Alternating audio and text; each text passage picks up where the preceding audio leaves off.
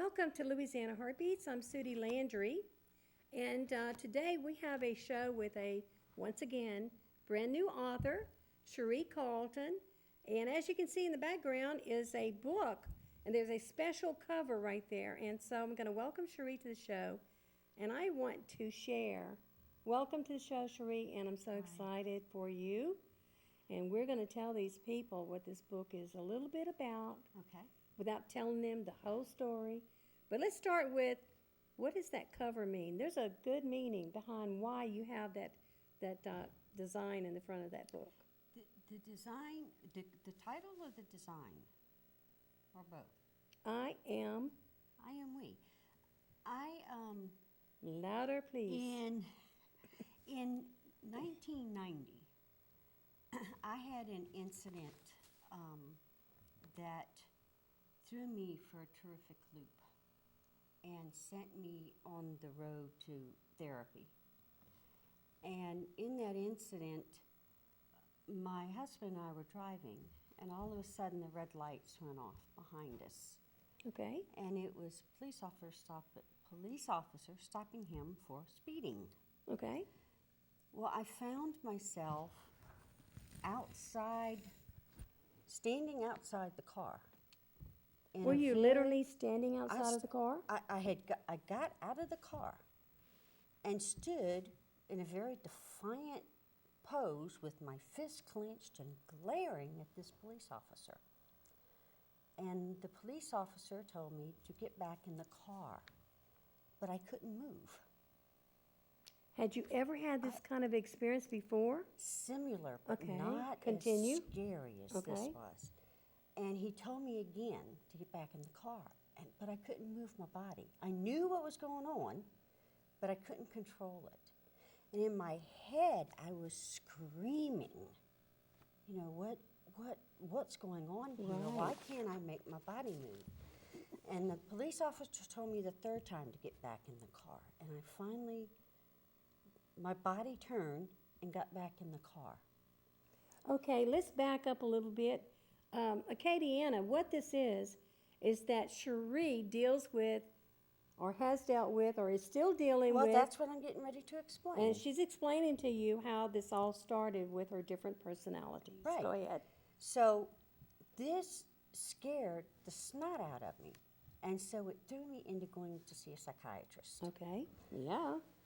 And my husband and I had been in marriage counseling, but I had never been an individual before. And I went to see this psychiatrist, real prominent psychiatrist in the Slide-Out area, a wonderful, wonderful gentleman. And I told him what happened, and we talked some more about things that had happened. And at that point, he diagnosed me, which at the time was called multiple personality disorder. Cherie, and about how old were you at that time? I was 29. You're very young still. About 29. Okay. So the title is I Am We. There's lots of people inside of me, lots of different personalities, and they are just as real to me as you are sitting next to me. They have their own voices, they have their own opinions about things, they have their own likes and dislikes, their own levels of spirituality, everything. And, Acadiana, in this book that is now available, if you're interested, then you can check out our website and find out more about it. She shares some of these personalities, and some of the personalities themselves have kind of written a little bit in this book. And I'm here to tell you, and I want to add a thank you, that I was able to read her original manuscript, and it helped me understand my sister that I found out several years ago had 3 personalities.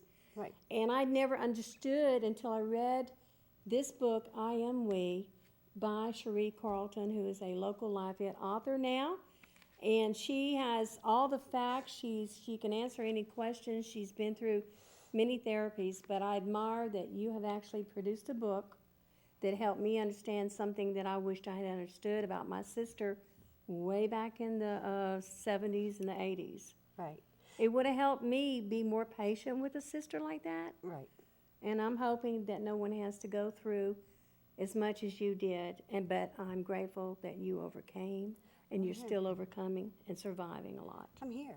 Thank you And- for and- writing this book. Well, and the whole reason I wrote this book, Right. you know, people always make out, oh, you'll make lots of money and da-da-da. That's not the reason why I wrote this book. That's right. I wrote this book to help for two different levels. One is to help other people who suffer with dissociative identity disorder, which is now called, be able to relate and to have their experiences validated. Well, there's know. been stories written before, but I don't think it's ever gone into detail and shared how we get started. Exactly. And what you that was got the is other good. level, was to help people understand, what does it take to make a child split? What extremes do you have to go to make a young child in their mind say, I'm out of here? That's it. That's it. Would I'm you? outta Okay, so let's go back to the full view of the picture. Why do you have this picture? What does it represent, so that the people that are looking at this right now, why do you have those different layers? Is that? Okay, the different layers is to represent the different altars. That's right. You know, and as each altar comes out, it's like peeling a multiple is like peeling an onion. Okay. You know, as each layer of altars comes forward, surprise, surprise, there's another layer underneath. That's right. And then there's another layer until you finally hit the core, what we call the core personality. And in this picture, the core personality is in the fetal position of sleep, okay? The core person that was born, Cherie Marie Elliott, is asleep at this point. She was put to sleep many, many, many years ago. The white form in the middle white of this. form. And that represents the core personality of Cherie, that child, that baby that was born, was put to sleep when the body was 4 or 5 years old, Yes. and to protect her. And so the outer layers represent the layers of the altars, but it also represents that layering of protection That's right. for that original child, that original personality. Because of the way that you shared and the way you wrote this book, any reader will finish reading this book and have so much more understanding. And that's what happened with me. You gave a glimpse into how they're created, why they're created, and what each one does, and how you even have to work together sometimes to be able to even function in everyday activities. And that's what's amazing. There's books out. I personally am looking forward to the day that it would be a movie. And the reason for that is because it would help so many people who didn't get to read the book, that would probably go see the movie and understand that this is real, and people who talk about this, you know, are sharing what's really happening. And I know just by reading what I was able to read, and I've finally got a copy signed, sealed, and delivered here, then I'm excited that I can continue sharing it with people. And hopefully, my goal is to believe that it's going to end up in doctor offices, I in the hope so. hands of people who are struggling with this, I hope so. And it is written from a unique perspective, and that's in the way I describe what day-to-day life is like, right. living as a multiple. I haven't read anything like that before.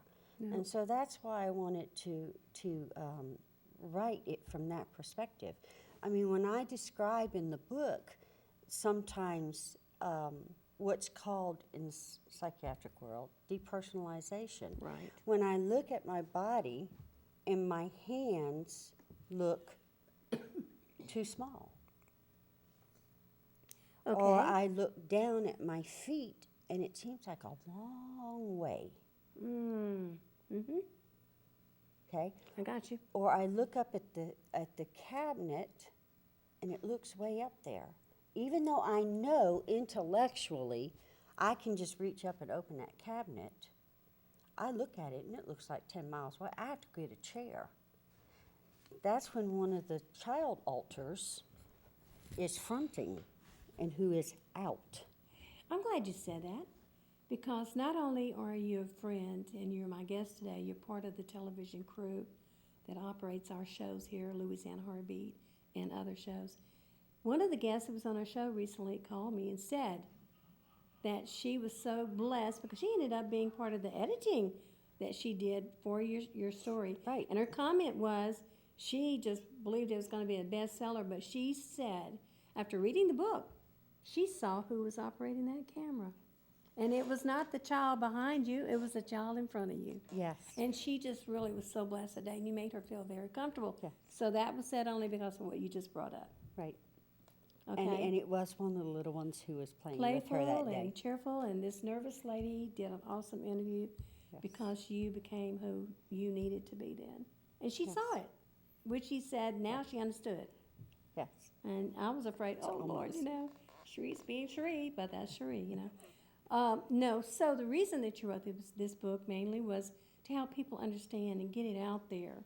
And so therefore, right now, that is the reason you chose the title, I Am We. It takes Am all We. of these personalities to make just you. And if you look at the subtitle, you Yes, know, I know how severe childhood abuse fragments the mind and alters the personality. Anybody who knows anything about dissociative identity disorder are going to pick up on those words, because fragments is what we call parts of us that split off that don't form into full personalities. Right. We call those fragments. And then alters the mind. The alters are those parts of us that split off who do become full-blown Right. alter personalities to us. So people who know about the disorder will catch that. By the time people are done reading it, they'll know what They those will, words and that's are. what happened to me. You'll know what those words are if you read it by the time you're done with it. Anything that's happened to me that's made me a better person, a stronger person from the past until now, I'm not shy, I'm not ashamed. It's made me stronger to be who I am. What about you, Cherie? I talk about that in my foreword. Okay. I talk about that in my foreword. One of the things I say is there's nothing in my life that I would go back and change at this point in my life, because all those experiences have made me who I am today. And I like me now. Good. I like me. I can accept my weaknesses, my strengths. I can feel good about my talents and the things that I do well. You know, and I can say I'm a doggone good cook, and I make fantastic candy. Right. And you know, I mean, I can say that without being embarrassed or prideful. Right. You know, The but truth. at the same time, I can say I'm a doggone slob, and money goes through my hands like water. Okay, I'm okay with my strengths, my weaknesses. I'm okay with all the different parts of me, and their differing opinions. You know, Cherie, So- I don't know of anybody else that shares as much as you do about the different personalities, and I think it's time. And I'm glad that you're doing it. And I'm glad you're not ashamed. I'm glad that you are doing it for the right reason, which is to help others. Yeah, You know, it's- and help those of us who have relatives and even siblings, you know, that possibly have this disorder. But these days, people are listening more than they did way back then. There's more help now. Okay, let's do a little history Okay, on MPD, if we got time. you got it. Back in the 50s, Chris Sizemore was diagnosed with multiple personality disorder. And you guys who are older might recognize the movie The Three Faces of Eve. That's what I wanted you to bring up. Okay, now, The Three Faces of Eve was written and published by her, or done by her therapist without her knowledge, without her consent. Okay. And it was not not an accurate portrayal of who she was. Okay? So there, strike one against MPD. Got you. Okay? She came back later and wrote 2 or 3 books that cleared up the whole scenario and filed suit against him and the publishing company and won. Okay. Okay? All right. Now, go into the 60s and the 70s, and we run into who? Sybil. Civil. Okay? From all the research that's been done, Dr. Wilbur, what was her last name? Was that her last name? Was it? I can't Oh, remember. well, whatever. Anyway, whatever. Good. Anyway, Sybil was not a true multiple. Okay. She presented to her doctor what her doctor wanted, Oh. which is a real issue in therapy. You know, and then which also put a crunch on the recovered memories syndrome and, Okay. and that whole issue about, you know, oh, well, is recovered memories real or not? Right. I remember You know, that. okay. Yeah. So all of that, again, strike 2 against MPD. Okay. Okay, and then you had Oprah and all these people doing shows about Yeah. MPD and you know and then all this other stuff came up. So in the psychiatric field, MPD really got a bad name, and a lot of professionals didn't believe it actually existed. Right. Right. So if you present, I was actually very, very blessed and lucky because one of the first times I landed in the hospital after I was diagnosed, they did the MMPI on me. You know what the MMPI No, what's is? that? The What is that? Minnesota and it's something. It's the 500 something question test they Oh, Lord. give you to determine what your diagnosis is. Okay. All right. Okay. Okay. They administered that to me. Wow. Okay. It said I was schizophrenic. Okay. It said. The test results was that I was schizophrenic. Must have been a year for diagnosing everybody with schizophrenia. No, it's just what the test That's showed. what the test did show. That's what the Okay, test showed. all right. That's what I'm Strike saying. that. Thank God I had already been diagnosed Okay. with the MPD and the Okay. PTSD, Okay, as gotcha. a secondary to that, which was very common for multiples to be misdiagnosed Okay. with schizophrenia. Okay, but if I had not already been diagnosed, I'd have been put on antipsychotics, and how long would I have went? The average time period for a misdiagnosed multiple to be correctly diagnosed is 10 to 20 years. Wow. You've been through a lot. Isn't that awful, though? Mm-hmm. Yes, it's very sad because there's so many that could have benefited from the correct diagnosis. Correct Yeah. diagnosis. So that's, again, one of the reasons why I wanted to write this book, because, again, people are now more willing. Again, the trend And is receptive of it. too. the trend is changing some, and there has been some major research going on that shows that DID actually does exist, and that it is an actual real diagnosis. And that's got to give So- you comfort and many other people who have this disorder, you know. But I once again, you're the only person I've met. And I want to back up, too, before we get to the end of the show. When did you decide to write this book? I had friends started encouraging me to write this book 35 years ago, Okay? and it just never seemed the right time. You know, I mean, I wanted to be a mother, so having my daughter and raising my daughter came first, and then it was, the separation from the first husband, and I ended up in college, and then was not the right time, and then getting my career going and wasn't time. And about 3 years ago, I finally sat down and started typing, and it just flowed. That's when it's the right timing. That's when it's the right Because time. it just keeps on keeping on. It just flowed. And I'm telling you, what I wrote, what you read here, is pretty much what I wrote the first time. Yes, it usually is. I went back and added a couple of things here and there, Yes. but for the most part, that is the original manuscript. And that's usually when it's the right timing. Well, we have now about 4 minutes left into the show, so we want to really back up and remind people that you are a new author and that you are going to be out and about by invitation. If people want to see your books, yeah. they can find out where you're at by checking out your website that's going to be up on the screen. Yeah, and on my website, on the second page, I have a comments box that I put in. You would love that. I'm telling you what, figuring out how to do these websites has been a real challenge in education.